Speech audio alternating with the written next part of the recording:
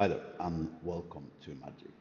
Assuming you have seen my previous video about how to train your chatbot, and you have some miraculously way managed to get your chatbot up to 98% accuracy, probably having spent 20 hours on it, a job for the record that we can do in probably 3-4 hours, then it's time to embed your chatbot onto your website.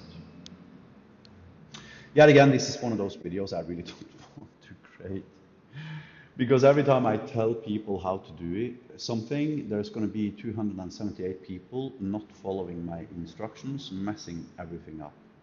Please watch the entire video very, very carefully and do exactly as I say.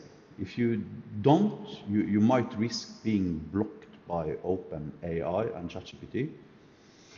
And you also risk being blocked by ISTA.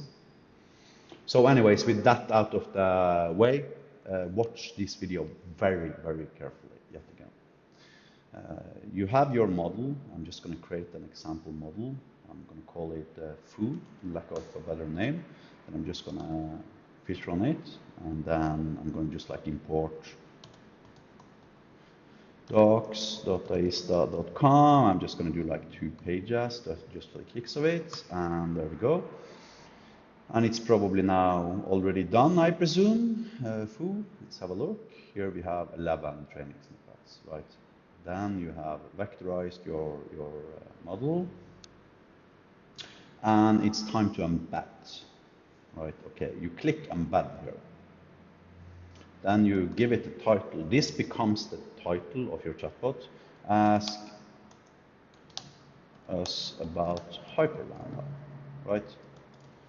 Then hyperlambda chat GPT, right? Then you can choose your theme, choose new morphism if you wish, and you click embed. Now, at this point, you're going to have to use your like existing CMS, WordPress, or whatever that happens to be, Joomla, etc. And you're going to need to inject what you now have on your clipboard into the head section of your HTML, preferably for your template, such that the chatbot is available on every single page. For the purpose of demonstrations, I'm just going to create a new empty HTML file, foo.html. Actually, I have one. Let me call it bar.html. And then I'm just going to use the default model, create default HTML page. And this, of course, uses ChatGPT to just like give me some default HTML page. Use, and here. The problem now is if I save this now and I go to demo2 aista.gb.aista.com/bar.html, which happens to be its URL, and I try this out, it doesn't work.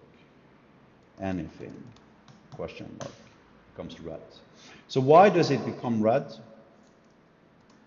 Well, to understand that, we need to go back to our machine learning model.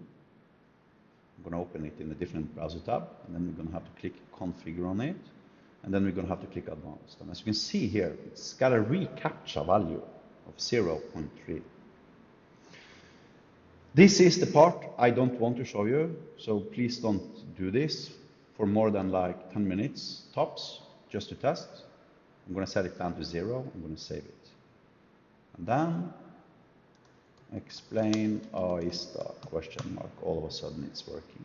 Why is that? Well, it's actually very easy to understand, and the reasons is because I haven't configured recaptcha on my cloudlet. So I need to configure a recaptcha value on my cloudlet. The way I do that is by going back to my cloudlet, go to MISC, I go to configuration, and then I find here underneath auth, I write recaptcha like this.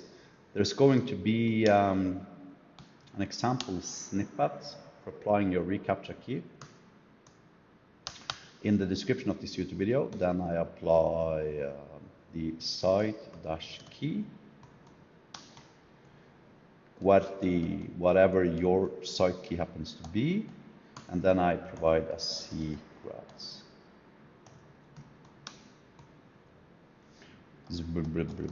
Whatever that is. Now these values you need to get from Google, and you get them by Googling. Google recaptcha create, something like this, whatever. Google recaptcha. You go here, you end up at Google Developers. You can create an account for recaptcha values, and you can create a new recaptcha value. This needs to be associated with the domain you want to install your bot on, such as, for instance, Aista. Here you see Aista. So the domain for our chatbot obviously is aista.com. So I need to associate every single domain I want to use this particular chatbot on with my recaptcha key. When you have done that, you go back to, and this is crucial, you go back to machine learning and you edit your model and you set it back up to 0.3 again. And you save your model. Why? Because if you don't do that, then malicious script kids, as we call them in software development world, can create scripts that are invoking your chatbot like 20,000 times per minute. Now, you're only paying like 1 cent, right, for each question. But when you have 20,000 per minute from a script kid wanting to sabotage your company, right, per minute, that becomes 20,000 cents divided by $100 per minute multiplied by 60 minutes per hour, 12,000 euros per hour in OpenAI expenses. And we're not going to cover that for you. Sorry. Now, of course, what's going to happen way before you have 12,000 euros in expenses at OpenAI, they're going to ban you. And you're going to lose your OpenAI account and all your money or whatever you have on that account. And we're going to ban you too, probably, and say, you know what, we can't handle this traffic. You expose the chatbot for script kids. Sorry. So I sound a little bit harsh now. I don't mean to be harsh. Sorry, obviously. I apologize a little bit. But there is a reason why I'm a little bit reluctant towards creating these types of instructional YouTube videos for you guys wanting to set up your own chatbots, because I really want you to let us do this, right? We will fix the CSS, we will modify it to work according to your, we'll train the bot, we'll figure out the recaptcha parts, everything, right? So please let us do this. Don't.